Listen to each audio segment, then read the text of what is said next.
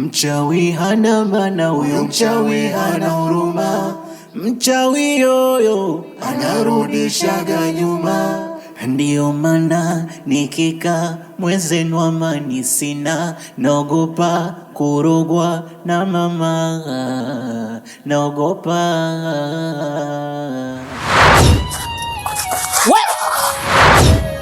Sio hapa.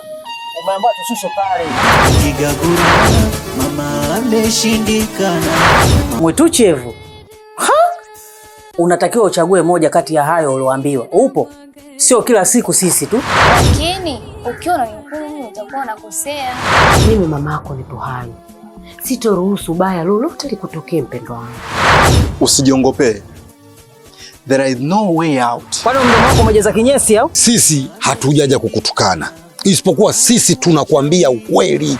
Naishi kama nipo vitani. Kwa sababu mnasema kwamba hii ni ardhi, ukifa na iache. Hebu jaribuni kuwa mmekufa na hii acheni, ondokeni. Sio, hamna tabu. Unatakiwa ulifanyie kazi.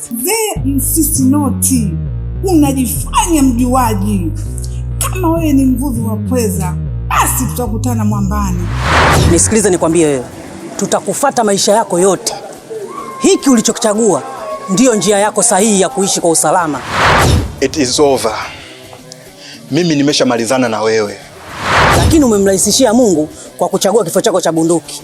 Mbwa wewe. Kwa ufanye masharti haya? Acha kutupa dhahabu kwa kuchunguza mawe, mbwa wewe.